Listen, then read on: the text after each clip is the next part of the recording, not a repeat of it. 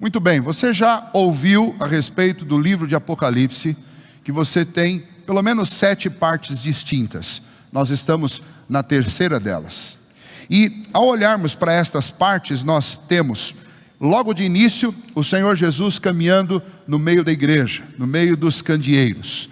E é uma mensagem direta à igreja, uma mensagem de ânimo, uma mensagem de encorajamento, mas também uma mensagem de exortação para que a igreja permaneça firme naquilo que ela ouviu e naquilo que ela aprendeu. E que ela seja fiel até o fim ou até a morte, porque o Senhor garantirá a coroa da vida.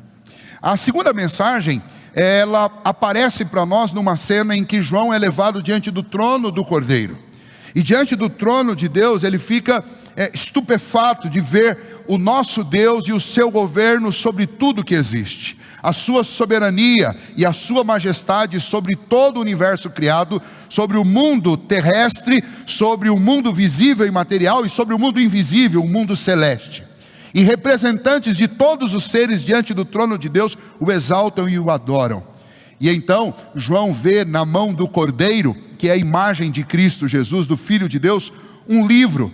E o Cordeiro toma esse livro que estava lacrado, fechado por 7 selos, e o Cordeiro de Deus, que é o único capaz de abri-lo, abre. E esta é uma representação a respeito dos acontecimentos entre a primeira vinda de Cristo Jesus e o último dia, quando ele voltar novamente. Ele tem o senhorio sobre todas as coisas e governa a história, e especialmente esse período, Cristo já reina. Ele reina, ele é o Senhor dos senhores. Nenhuma nação, nenhum reino, nenhuma porta pode deter o evangelho de Cristo Jesus. Nenhuma porta e nenhum governo deste mundo pode deter o reino de Cristo e a sua expansão nesse tempo.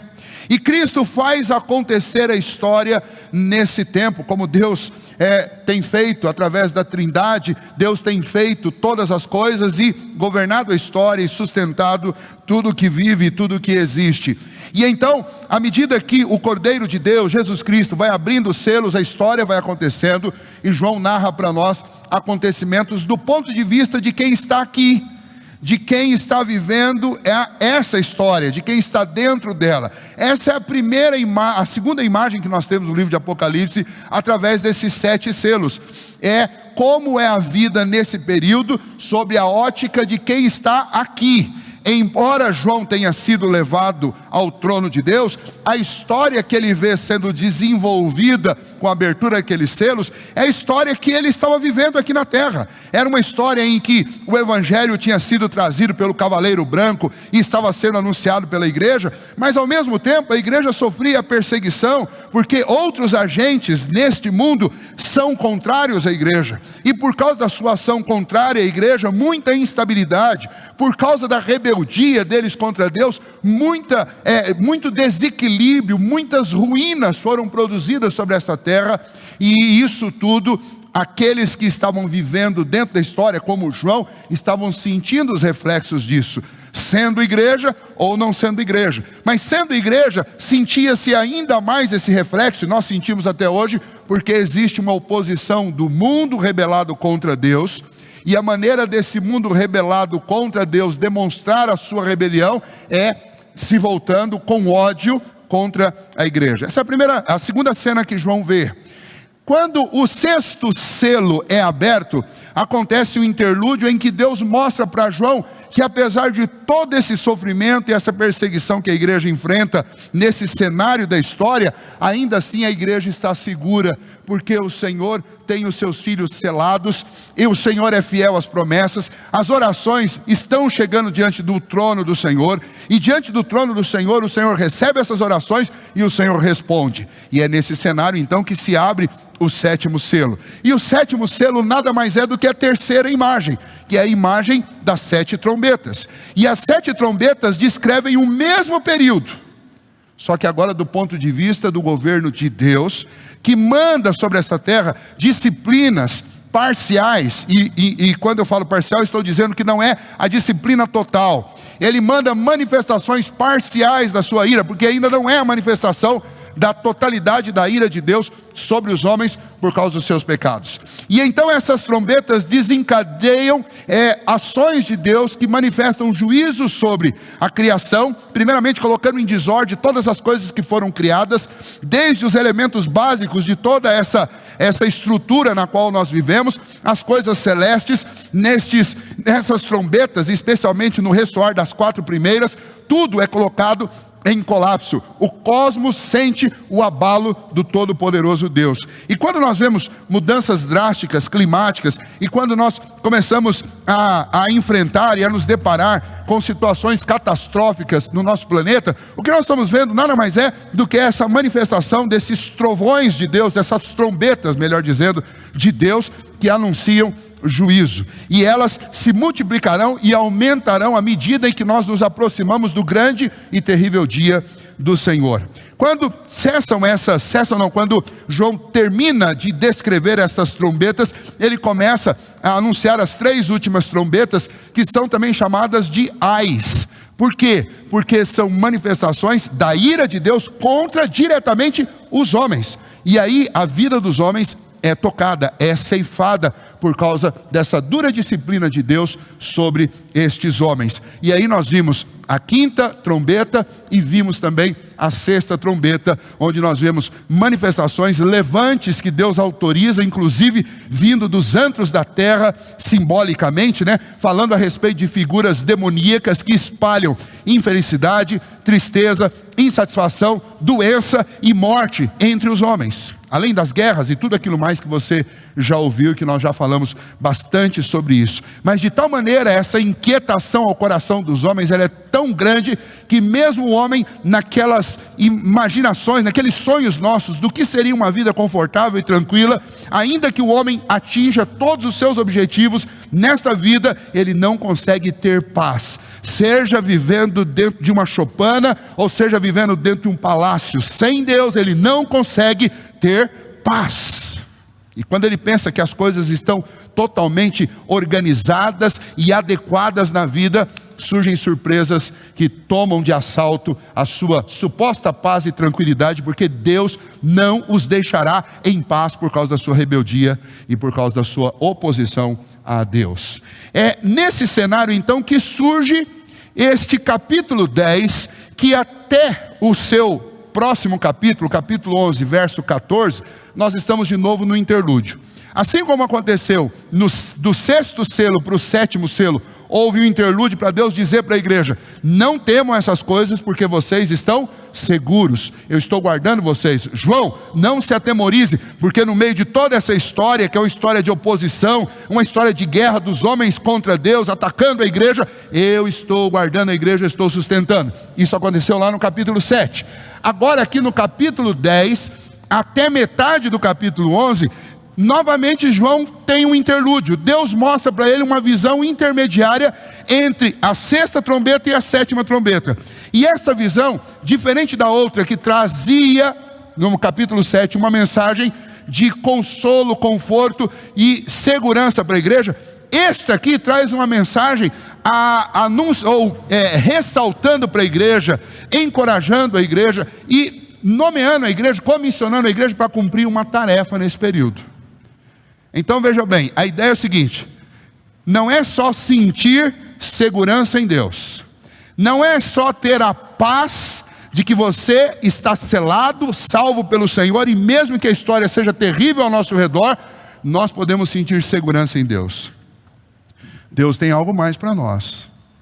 Não é só segurança, não é só paz, porque isso poderia de alguma maneira soar para o coração e para os ouvidos de alguém que a gente poderia se alienar da história e simplesmente tentar viver a parte e deixa o resto que se arda, com todas essas manifestações da ira de Deus. Mas é isso que Deus quer para a igreja, é isso que Deus quer para nós como cristãos, é isso que Deus queria para João já nos seus 90 e tantos anos? É óbvio que não. E nesse interlúdio que está entre a 6ª trombeta e a 7ª trombeta, a anunciação de juízo de Deus sobre a história, sobre os homens, nesse interlúdio Deus diz: mas a igreja, o meu povo, tem uma missão no meio desse processo, no meio dessa manifestação parcial da minha ira contra o homem rebelado contra mim. A igreja tem um papel a desenvolver.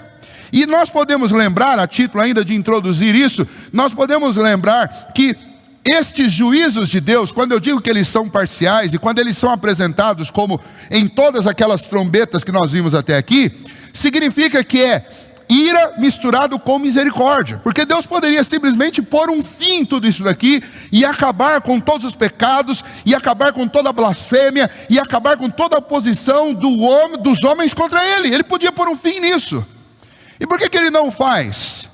E ao invés disso Ele manda parcialmente manifestações através de catástrofes, através de enfermidades, através de juízo parcial sobre os homens. Ele faz isso tomando apenas uma parte dos homens, para que aqueles que não foram alvos disso, eles tenham ainda a oportunidade de se arrepender e de contar com a misericórdia e com o favor de Deus. Neste cenário, Deus vai dar uma missão para João, que na realidade é uma missão para nós, uma missão para a igreja.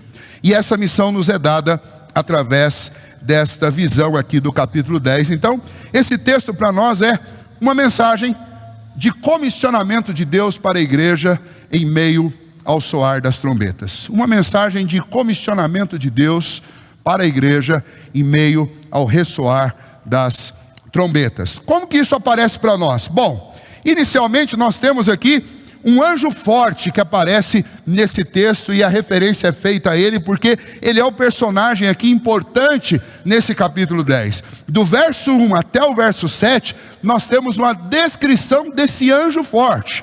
Veja, João está numa visão, ele está suspenso aqui dessa realidade nossa terrena. Deus o leva para mostrar coisas celestes, coisas inefáveis para João, e de repente no meio dessa visão, quando João estava vendo aqueles anjos tocando a trombeta e acontecimentos catastróficos de juízo acontecendo, no meio disso de repente toda a cena para e aparece um anjo forte. E aí você vê que ele diz que é um dos, né? Veja aí, vi outro anjo forte, ou seja, significa que ele já tinha visto outros, e aqueles anjos mesmo que tocavam as trombetas deveriam ser ou ter uma descrição muito semelhante a essa. Mas essa em especial, João vai descrever para nós o que ele vê, com alguns detalhes, para que a gente entenda a importância desse personagem aqui, qual que é a função dele. Então João diz, do verso 1 até o verso 7, muitas características aqui desse anjo que eu quero passar com vocês. Abra aí o seu texto, olhe para o texto e você perceberá cada uma delas, né? Esse anjo, ele desce do céu envolto em nuvens. Lembra que quando a Bíblia fala a respeito do Senhor Jesus voltando, lá no Evangelho, diz que o Senhor Jesus voltará nas nuvens com poder e grande glória. Ou seja, esse anjo forte, ele vem da parte de quem? Ele vem da parte do Senhor. Ele não é o Senhor Jesus, porque primeiro que ele é comparado com outros. Segundo, que lá na frente você vai ver que esse anjo jura pelo Deus que criou o céu e a terra. Então não pode ser Cristo e nem alguma, não pode ser uma cristofania, uma teofania, como aquelas aparições de Cristo no Antigo Testamento. Mas aqui é uma figura celestial, alguém que João viu, uma imagem que Deus mostrou para João, e ela tem um grande significado e ela traz uma mensagem. Mas para que João entendesse, ou para que João transmitisse para nós a importância da mensagem que ele recebeu e do que ele estava ouvindo, é importante que ele descrevesse para nós detalhes sobre essa figura. E essa figura então ela está envolta em nuvens, em grandes nuvens, e isso remete à presença de Deus. Se você lembrar do Antigo Testamento, quando Deus se manifestava dentro do tabernáculo, o tabernáculo enchia de fumaça. Quando Deus cuidava do povo na caminhada do deserto, havia uma nuvem durante o dia sobre o povo. Deus manifestava a sua glória no meio dessas nuvens, que são representativas da presença de Deus, da glória de Deus. Portanto, esse anjo vem da parte de Deus. Segundo, esse anjo também tem sobre a sua cabeça um arco-íris. E esse arco-íris novamente nos remete à presença de Deus.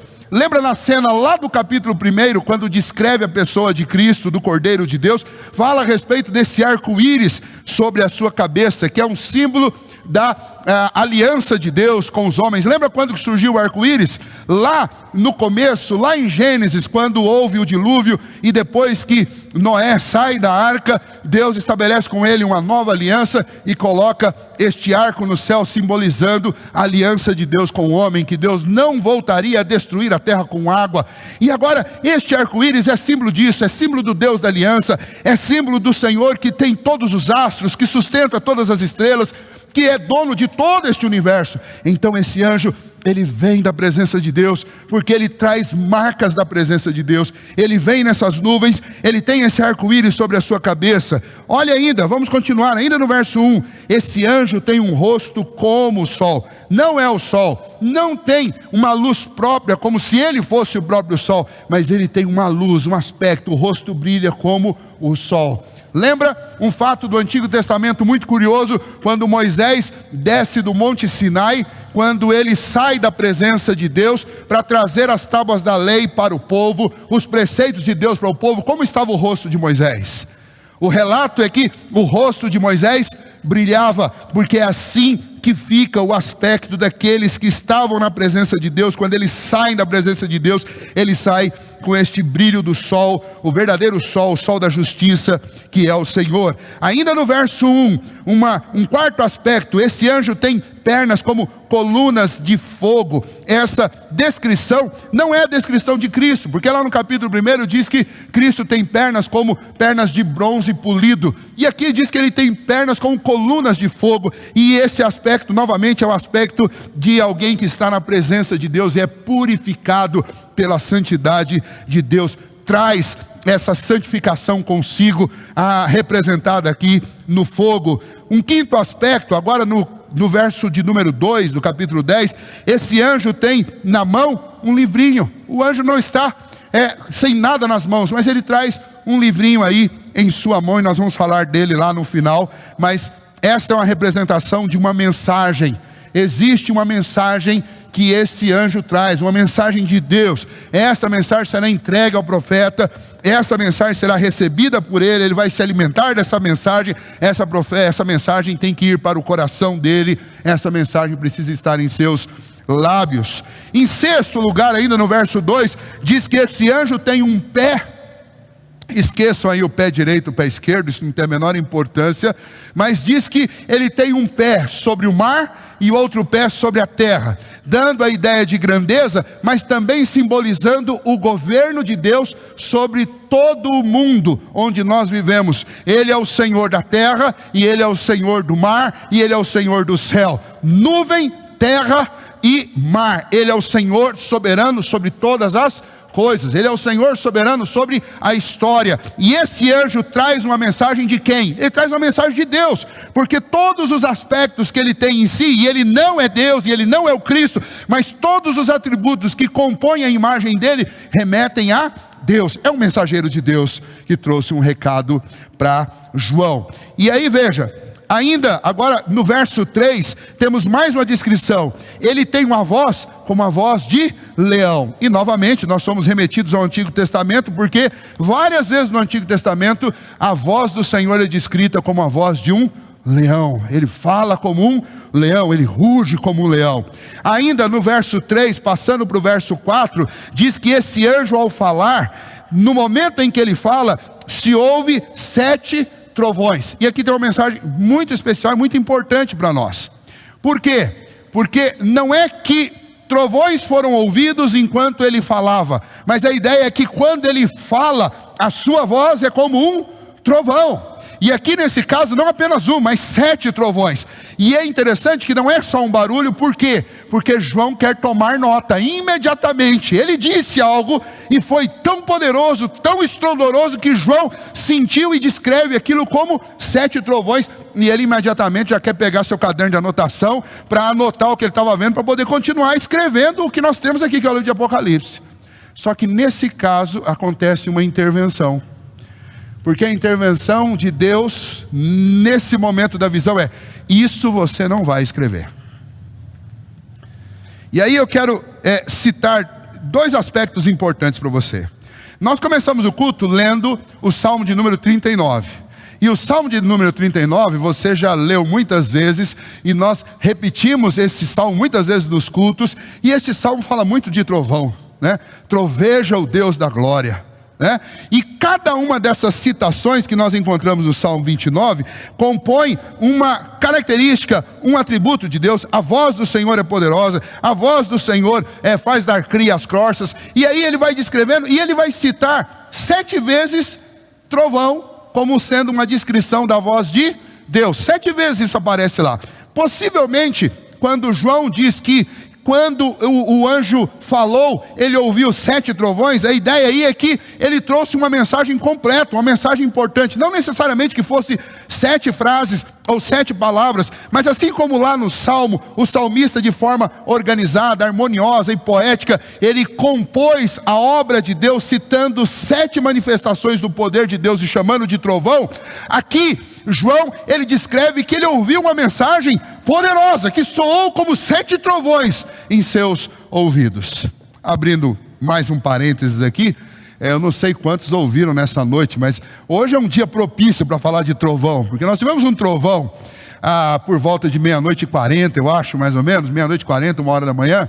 Nós tivemos um trovão nessa cidade que assim, só quem tem um sono muito forte não ouviu, porque eu já perguntei para muita gente e ouviram, e foi um negócio que não parava mais, né? Não parava mais, e deu aquele clarão, né? Eu estava deitado, mas não estava dormindo ainda, mas o quarto estava todo apagado, e deu aquele clarão. Quando eu vi aquele clarão já emendado, veio o trovão, né? E diz aí, não sei se isso é lenda popular, se é empirismo, o que é, mas diz que para você saber a distância que um raio está de você, da hora que a luz bate, você começa a contar compassadamente, 1, 2, 3, para cada um que você conta ali, você coloca 10 quilômetros, você sabe quanto que está o negócio de você, mas não deu para contar.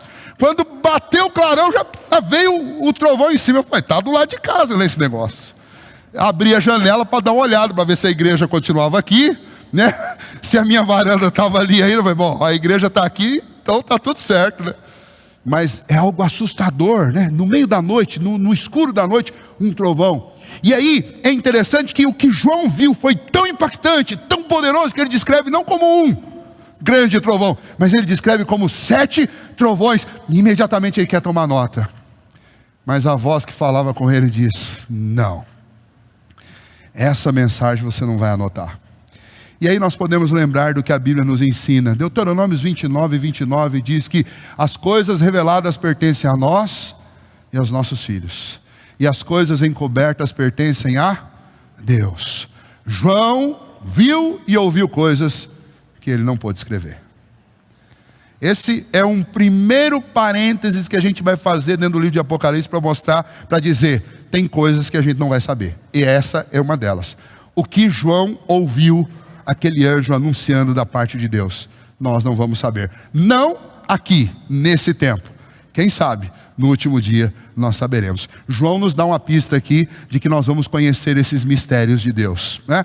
Mas há ainda também, lá em 2 Coríntios, capítulo 12, verso 4, se você lembrar de Paulo dando testemunho do que aconteceu na vida dele, ele vai dizer que ele foi levado ao céu, e ele viu coisas inefáveis, que não era lícito que ele contasse.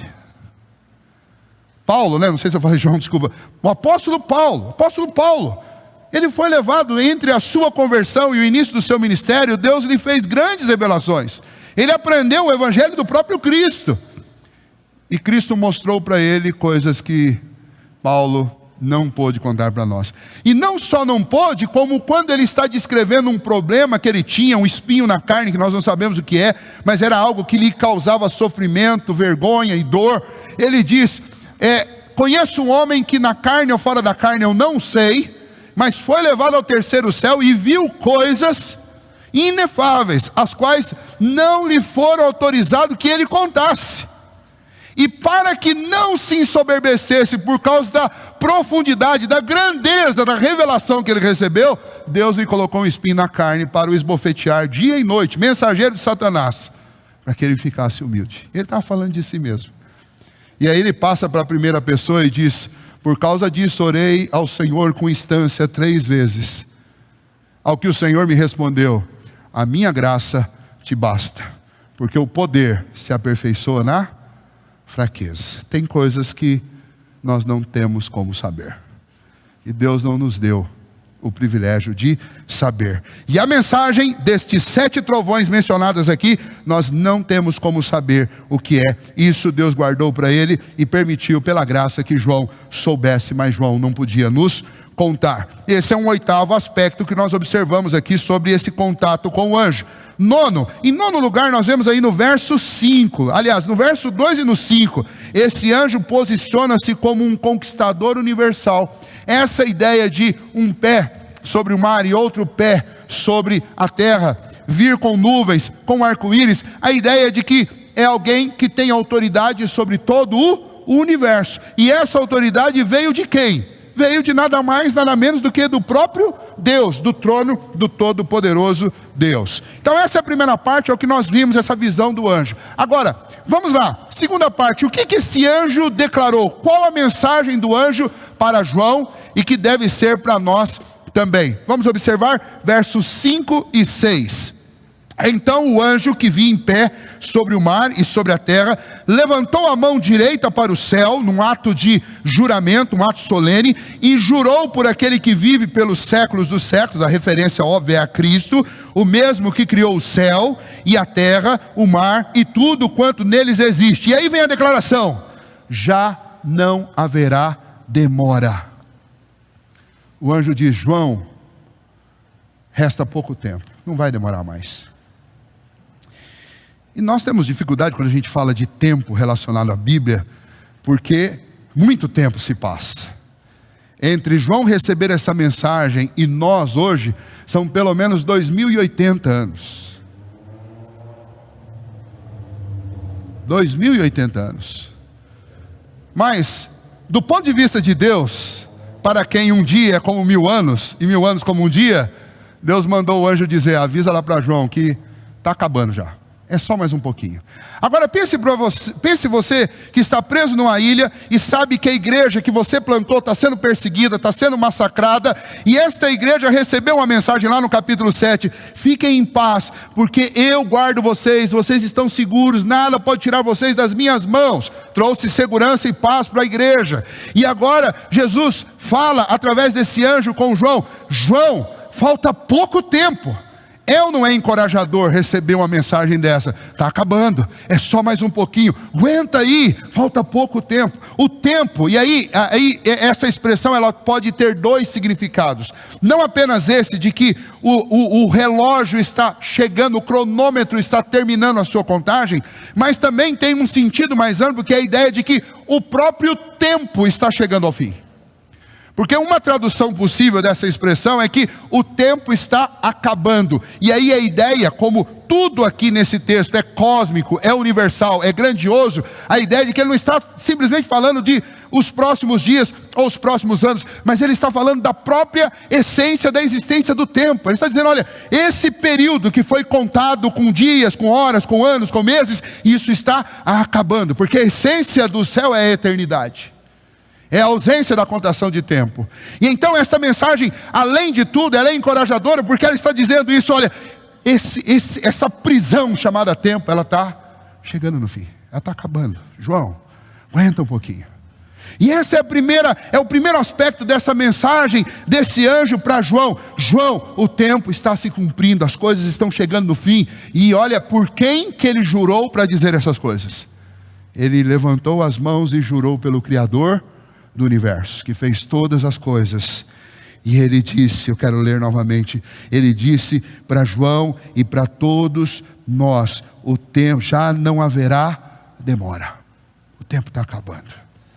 Ou seja, existe uma declaração solene da parte de Deus através desse anjo, que tudo que foi programado por Deus, a história que foi escrita por Deus, está chegando ao fim. E isso tem tudo a ver com as trombetas, porque a 7ª trombeta, eu já disse isso para vocês, o ressoar da 7ª trombeta é o juízo final. Então, nessas imagens que João está nos trazendo, sempre quando nós chegamos, como nós chegamos no 7º selo, como nós estamos chegando agora na 7ª trombeta, sempre o 7º descreve o ponto final da nossa história aqui, terrena. que é o juízo final. E é o que nós vamos ver a partir agora do capítulo 11, verso 15, que ainda não é a mensagem da semana que vem. Semana que vem nós vamos falar do verso 1 até o 14 do capítulo 11. Quando nós entrarmos no 7º selo, aí sim, nós estamos falando de juízo final. E a ideia aqui que João está nos trazendo é que depois da anunciação deste anjo e dessa mensagem e este comissionamento que vai ser dado para a igreja, depois disso não sobra mais nada, apenas o juízo. Então, a missão que nós vamos receber, e eu tenho sempre que interpretar tudo que está no texto à luz da missão que ele vai me dar, a missão que eu tenho para realizar é urgentíssima, porque o tempo está próximo. Porque o tempo está próximo. Quando a 7ª trombeta tocar, todo esse ministério que Deus concedeu à igreja terá encerrado. E nós temos pouquíssimo tempo para realizá-lo. E então nós vamos para a terceira parte do texto, do verso 8 a 11, que é a missão propriamente dita nos dada através da representação que é feita aí por João para nós nessa imagem de um livrinho. Um livrinho. E aí, especialmente por isso, hoje eu escolhi vir com a Bíblia bem pequenininha, para fazer jus ao texto. É o livrinho. O livrinho, para ser extremamente sucinto com vocês, o livrinho é a mensagem, é a palavra de Deus. Veja, nós vamos observar isso no texto. Quando nós olhamos aí para o verso 8 e 9, diz: a voz que ouvi vinda do céu, não é a voz do anjo, é a voz de quem fala com ele desde o começo, que é Cristo. A voz que ouvi vinda do céu, estava de novo falando comigo e dizendo: vai, toma o livro que se acha aberto na mão do anjo, em pé, sobre o mar e sobre a terra. Fui, pois, ao anjo, dizendo-lhe, e me disse que me desse o livrinho. Ele então me falou: toma-o e devora-o. Certamente ele será amargo ao teu estômago, mas na tua boca doce como um mel. E a imagem é extraída lá de Ezequiel, capítulo 3, versos 1, 2 e 3, no chamamento do profeta Ezequiel, Deus manda para ele também comer o rolo do livro, comer a palavra. E aí, para a gente entender o que significa isso para a cultura do judeu, como que a gente interpreta esta ordem de comer um livro para quem está vivendo naquele tempo? Como é que a gente transfere isso para cá? Bom, é assim, uma criança judia, quando estava sendo alfabetizada, para quem acha que quem inventou o tablet foi o Steve Jobs, quando a criança estava sendo alfabetizada, os pais faziam tabuleirinhos fininhos, de farinha e mel. E as letras eram escritas antes de assar ali. E na hora de alfabetizar, olha que belíssima ideia, né? E aí a criança só podia comer o tablete quando ela recitasse as letras de cor. Enquanto ela não decorasse, não podia comer. Sentia o cheiro da farinha e do mel, mas não podia comer. Tinha que decorar primeiro. E então, eles usavam esse procedimento para alfabetizar. Eles usavam esse procedimento para ensinar porções da Bíblia. Como, por exemplo, nós ensinamos versículos para os nossos filhos. Eles ensinavam assim. E era comum entre as crianças esse tipo de aprendizado. Quando lá no Antigo Testamento, no caso de Ezequiel, tanto quanto aqui no caso de João, quando essa expressão é usada e quando essa imagem de pegar algo e comer, especialmente como aqui diz, só vai ser doce na boca, ele está remetendo a uma imagem que estava muito presente na mente do judeu, que é essa imagem da alfabetização, de você apreender as palavras, tomar conhecimento de... se formar em algo, ter um domínio sobre alguma coisa. Então o que ele estava dizendo, tanto lá atrás, quando nós vemos Ezequiel recebendo essa ordem para tomar o rolo e comer o rolo, como João aqui também recebe essa ordem daquela voz que dizia: vai lá e pega o livro, e daí o anjo vai, toma e come, ele vai ser doce nos seus lábios. A referência é essa: você vai sentir prazer em conhecer essa mensagem. Aprender com Deus e receber esse livro é um privilégio para poucos. É um grandioso privilégio. E é doce ao paladar. E aí você pode ler como exercício hoje à noite o Salmo 119 e veja quantas vezes Davi vai falar: Senhor, como as tuas palavras são doces, elas são mais doces do que o mel. Os teus mandamentos são mais doces ao meu paladar do que o puro favo de mel. E não apenas isso, ele vai descrever que é mais valioso, é mais rico do que o ouro, do que a prata. É essa a sensação que nós temos quando nós recebemos a palavra de Deus, quando nós temos contato com a palavra de Deus. Agora, tem um outro aspecto. Ele diz: mas isso no estômago vai ser amargo. E aí nós vamos para o outro aspecto da palavra de Deus. A palavra de Deus não traz para mim uma mensagem fácil. A palavra de Deus não traz uma mensagem que me deixa na passividade. Mas tudo que eu aprendo da palavra de Deus me coloca em conflito comigo mesmo. Tudo que eu aprendo da palavra de Deus me coloca na contramão da cultura do mundo. Tudo que eu aprendo da palavra de Deus, em algum momento vai me colocar em perigo diante do mundo. Não diante de Deus, mas diante do mundo. Porque a palavra de Deus é doce ao meu paladar, é um privilégio recebê-la.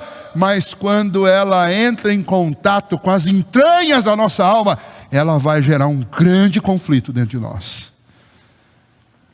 E aqui, João recebe esse livrinho, o anjo diz: toma o livrinho, pega-o nas suas mãos, come esse livro, se alimenta desse livro, vai ser uma doçura, é um grande privilégio você poder tomar desse livro, mas esse livro vai amargar no seu estômago. Porque especialmente lá no primeiro século, falar desse livrinho, falar desta mensagem, anunciar este evangelho, era doce nos lábios, mas na prática gerava sanções terríveis. E era necessário que realmente, e aí a gente sabe muito bem o que é essa expressão amargar no estômago. Era necessário que o sujeito tivesse estômago para falar. E vocês entendem, eu acredito que nós brasileiros sabemos muito bem o que isso significa. Tem coisas que para nós às vezes não vão gerar impacto. Você já recebeu a mensagem, para você foi uma bênção. Mas tem coisas que para nós é uma bênção, mas para o outro que está perto da gente não é. E aí quando você tem que falar isso, eu não vou usar a expressão que a gente normalmente usa, mas acontece um negócio com a nossa barriga, não é? E aquele friozinho na barriga quando você tem que contar uma coisa séria para o seu pai, ou para a sua mãe, ou para o seu filho, ou para a sua esposa, ou para o seu esposo. Tem gente que quando tem que ter uma conversa séria com alguém, passa 2, 3 dias com um problema estomacal, um problema intestinal, para poder falar. Porque é essa ideia que está sendo dada no texto. Tem coisas que são doces na boca, mas quando você tem que elaborar isso, quando você tem que digerir isso, não é doce. Não é doce. E quando você tem que transmitir isso para alguém, mais difícil ainda. E vamos pensar um pouco no Evangelho. Lembra que o próprio livro de Apocalipse nos ensina que para uns o Evangelho tem cheiro de vida, mas para outros o Evangelho tem cheiro de morte. Quando você está entregando o Evangelho para alguém que ele é recebido como cheiro de vida, uau, glória a Deus, que bom, você vai abraçar, você vai chorar junto, vai ter muita alegria. Mas quando você está entregando o Evangelho para alguém que resiste ao Evangelho, o Evangelho é uma ameaça de morte. Veja como o mundo hoje recebe. Tem certas afirmações das Escrituras que quando nós pregamos, ou quando você simplesmente copia um texto e cola lá no seu mural do Facebook, veja o que acontece. Se você colar lá, Deus é amor e Deus ama, Deus amou o mundo de tal maneira que deu o seu Filho unigênito para que todo aquele que nele crê não pereça, mas tenha a vida eterna, todo mundo vai curtir e vai bater palma para você. Mas experimente pegar algum texto dos preceitos de Deus e colocar lá. Para não perder o hábito, né? Eu acabo citando isso sempre. Coloca lá: por isso deixará o homem pai e mãe, se unirá a uma mulher e se tornarão os dois uma só carne. Escreva lá. Porque o mundo rebelado contra Deus não suporta. E aí o anjo já está adiantando, está dizendo o seguinte: é doce na boca de quem prega, mas é amargo no estômago. Porque essa mensagem não vai ser fácil de ser digerida por você e nem de ser entregue para os outros.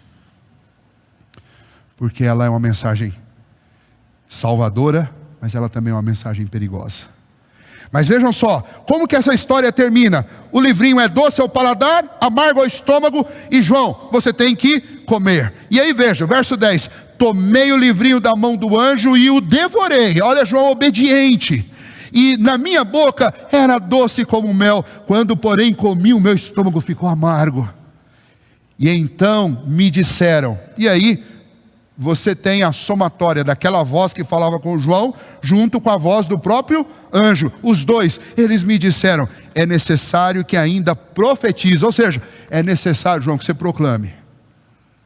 Você tem que, a ideia é denunciar essa palavra, não que a palavra tivesse que ser denunciada, mas a palavra é a denúncia.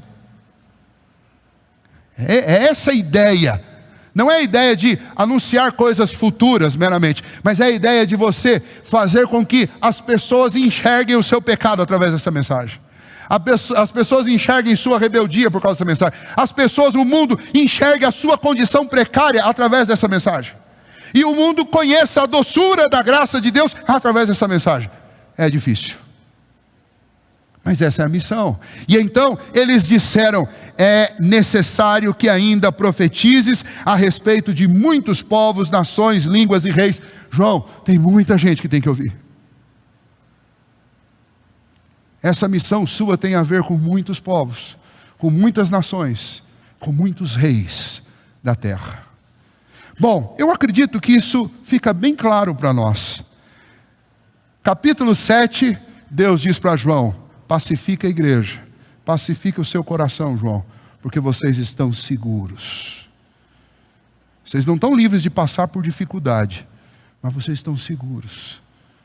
O meu filho deu a vida por vocês. Vocês foram selados com o meu espírito. Vocês não vão perder salvação. Não tem nada que possa separá-los do meu amor. Segurança. Agora, nesse outro interlúdio do capítulo 10, Deus, através desse anjo, diz, mas vocês têm uma missão, não é para ficar sentado na segurança de vocês. Nós não estamos de férias. Nós não estamos numa colônia de férias.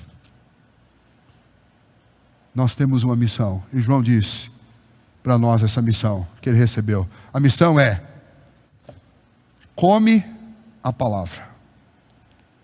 Isso tem a ver com o dever de que todos nós temos de guardar essa palavra no coração. De devorar, literalmente, devorar essa palavra. E a segunda parte dessa missão é, profetiza. Na hora que você devorar vai ser doce. Na hora de profetizar, vai ser amargo. Mas essa é a nossa missão. E nessa noite, então, a mensagem de Apocalipse para nós é clara. A gente está, eu não vou falar que a gente está careca de saber, porque tem algumas pessoas que vão ficar chateadas aí, né? Mas a gente está cansado de saber que o mundo está indo de mal a pior. A gente está vendo coisas ruins acontecendo por todos os lados. Agora a igreja, ela tem uma missão dentro disso. A igreja não pode simplesmente se alienar dessas coisas e falar, ora vem Senhor Jesus, Maranata, queremos ir embora. Veja que Paulo diz, para mim morrer é lucro. Mas viver o que é? Viver não é para viver para mim mesmo. Viver não é férias. Viver é Cristo. Essa expressão de Paulo significa, se for para continuar vivo, eu tenho que continuar vivo como Cristo viveu. Ou seja, é missão, é trabalho, é proclamação, é ação, é amor. E meus queridos irmãos, eu quero encerrar essa mensagem nessa noite, dizendo isso para você. Deus nos deu esse livrinho. E aí eu gosto da expressão livrinho. É difícil de determinar se João usou essa expressão com essa conotação. Mas não há problema nenhum em fazê-la. Perto do livro que está nas mãos do Cordeiro, que tem os 7 selos, que é o livro da história, o nosso livro é pequenininho. É um livrinho das coisas que Deus quis revelar para salvar você e para me salvar. Para me apontar o caminho da graça e da salvação. É esse livrinho que é o nosso. O livro dos selos, que tem dias e horas, Deus não nos deu esse livro. Os 7 trovões, Deus também não nos deu. E aí a gente tem sempre a mania de querer conhecer o que a gente não tem acesso. E o que a gente tem acesso fica lá em casa, muitas vezes empoeirado. Mas a mensagem do Senhor para você nessa noite, para todos nós, adolescentes, jovens, adultos e velhos, come o livrinho. É isso que nós temos que fazer. comer o livrinho. Eu não lembro quem foi, mas alguém chegou para mim há 2 semanas atrás e falou: pastor, terminei de ler a Bíblia esse ano. Eu falei: é isso aí, é para ficar muito feliz mesmo. Bênção de Deus. Como é bom você poder dizer: terminei. A nossa agenda lá era para terminar lá no 31 de dezembro, mas aqui foi agora, final de outubro, início de novembro. Alguém chegou para mim e falou: pastor, terminei. Eu falei: bênção, é isso aí. Comeu o livrinho em 2020, mas 2021 vai ter que comer de novo. Nós temos que comer esse livro. Ele é doce ao nosso paladar. Pastor, esse ano eu não comi o livrinho, então ano que vem, em nome de Jesus, você vai comer o livrinho. Mas nós temos que comer essa palavra. Ela é doce ao nosso paladar. E nós temos não apenas que fazer isso, mas essa palavra não é para ficar guardada. Nós temos que, mesmo que dê dor de barriga, mas eu tenho que entregar a mensagem para os outros. Porque essa é a missão que Deus me deu. Levar a mensagem. Pastor, mas eu tenho medo, tenho vergonha, eu não sei se eu vou conseguir. Leva a mensagem, profetiza. Abre a tua boca e fala. Abre os teus lábios. Lembra que o Espírito Santo nos prometeu, Cristo nos prometeu que o Espírito Santo nos guiaria em toda a verdade. Esta é a verdade. Quem nos guia para navegar pela verdade é Cristo. É o Espírito Santo de Deus. Ele nos fará lembrar na hora certa. Você tem a tarefa de comer o livro. Agora, quem te faz lembrar é o Espírito. Eu tenho a tarefa de, com amor, levar esse Evangelho. E essa é a nossa missão. Depois que eu termino essa missão, eu transfiro aí a responsabilidade para quem recebeu. E o Espírito Santo vai usar essa mensagem no coração de cada um como convém ao Espírito. Mas a nossa missão é comer o livrinho e entregar o livrinho e profetizar a muitos povos, nações e reis. Ou seja, é para todo mundo. É para o plebeu, é para o que tem cargo poderoso e importante, é até para os reis. Mas essa é a nossa tarefa, essa é a tarefa da igreja. E hoje, especialmente, nós temos muitas ferramentas para profetizar. Você pode profetizar com um áudio, você pode pelo seu WhatsApp, você pode profetizar com um texto, você pode profetizar com uma imagem. Diariamente você recebe nas devocionais uma imagenzinha com um texto bíblico. Eu me esforço lá para achar uma imagem que esteja batendo, às vezes não dá certo, exato. Mas você pode usar, você pode compartilhar o texto, multiplicar isso. Mas nós temos que fazer algo, nós temos que compartilhar o livrinho, compartilhar a palavra de Deus com as outras pessoas. Essa é a nossa missão. Pastor, qual que é a nossa missão no Apocalipse? Nossa missão é comer o livrinho e profetizar o livrinho para a vida das outras pessoas. A gente fala de tanta coisa que não é importante, e de tanta coisa que não tem utilidade, e às vezes a gente não prioriza o que é mais importante, que é compartilhar a palavra de Deus. 1 Coríntios diz que a palavra de Deus, o Evangelho, é poder de Deus para a transformação das pessoas. Paulo fala isso lá em Romanos, no capítulo 1, que é poder de Deus para transformar corações. É uma verdadeira dinamite, é o termo lá, literal, para causar uma implosão na vida da pessoa e mudar a vida da água para o vinho. A gente só não pode deixar de falar, para que lá na frente a gente não tenha crise de consciência, porque a gente teve oportunidades de falar e não falou, e às vezes a pessoa morreu. E Deus sabe o plano dele com cada pessoa. Mas eu, enquanto tiver oportunidade, eu preciso falar. Essa é a minha missão durante o tempo de Apocalipse. Eu não tenho que ficar me preocupando com a minha segurança, porque com a minha segurança Deus se ocupa. Eu tenho que me ocupar com a minha tarefa, comer o livrinho e profetizar o livrinho. Pessoal do louvor, venham para cá e nós vamos cantar uma canção e vamos orar, pedindo que Deus nos ajude a cumprir nossa missão.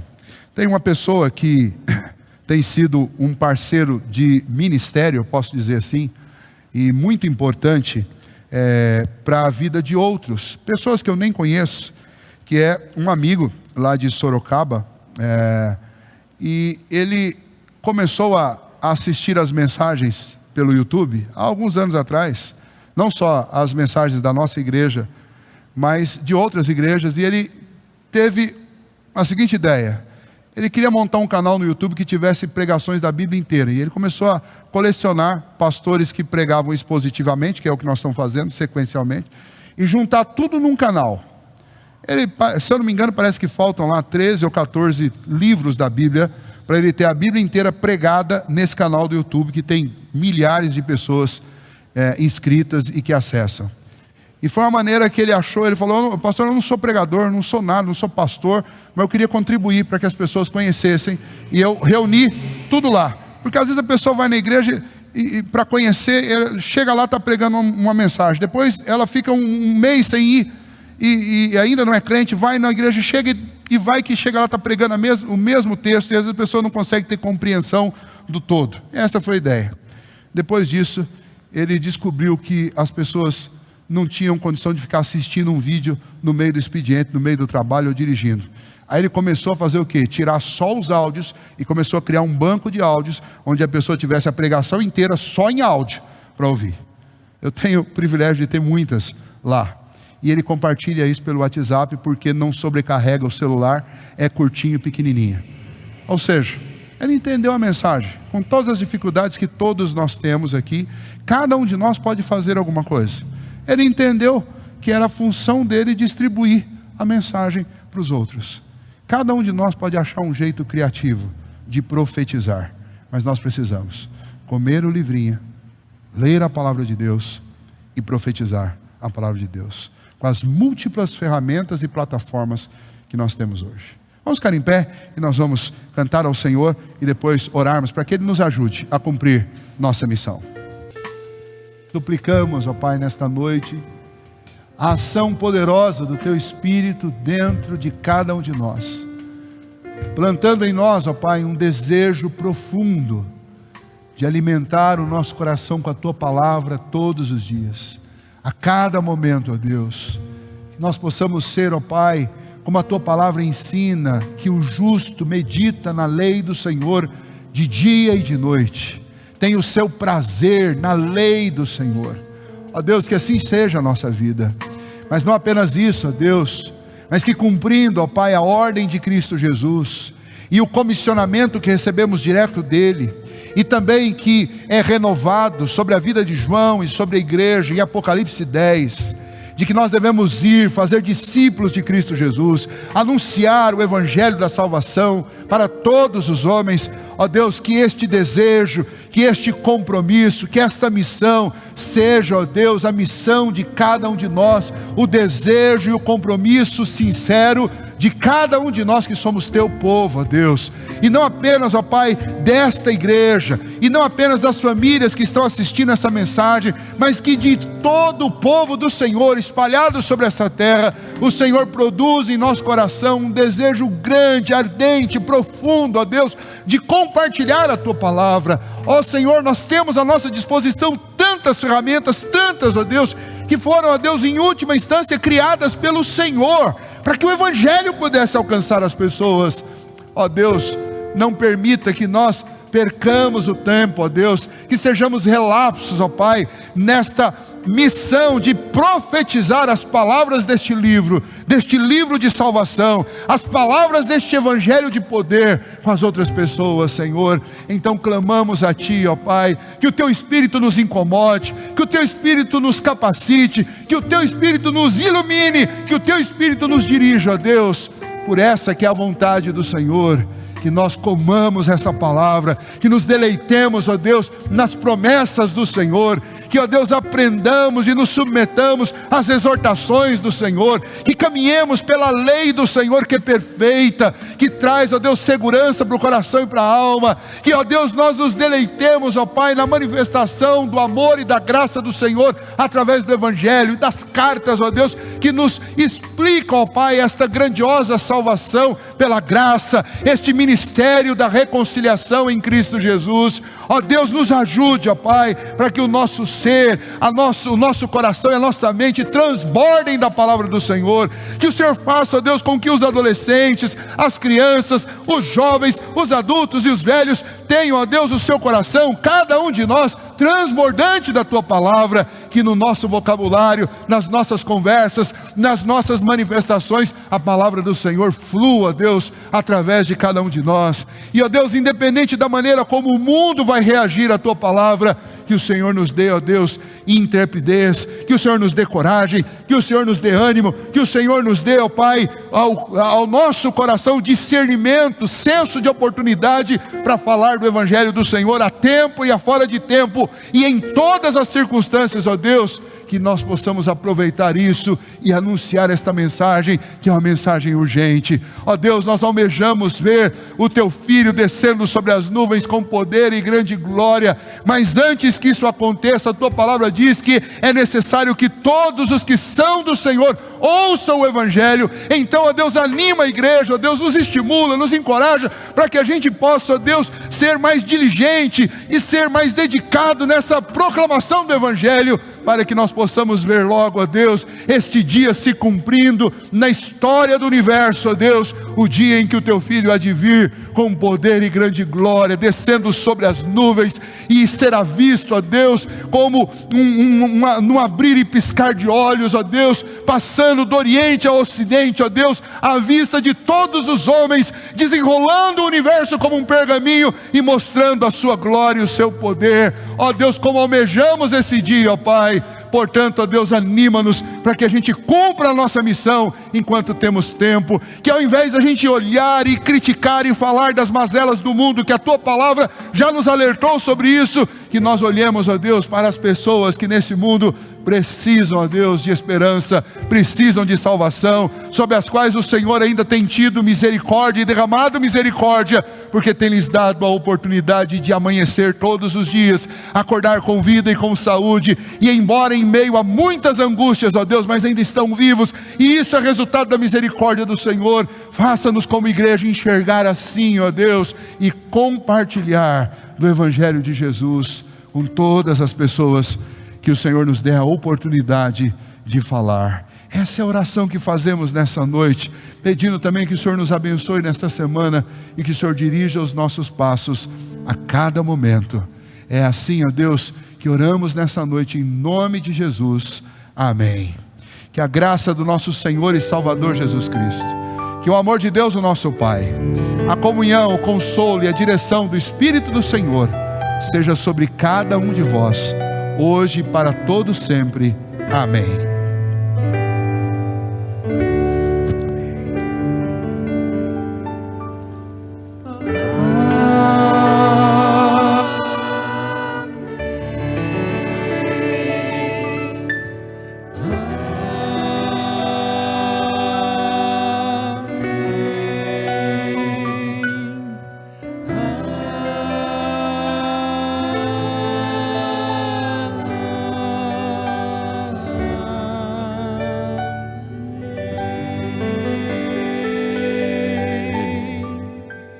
Deus abençoe a todos vocês, uma ótima noite, uma ótima semana, que vocês possam ir em paz e que Deus os guarde e os livre de todo mal. Boa noite.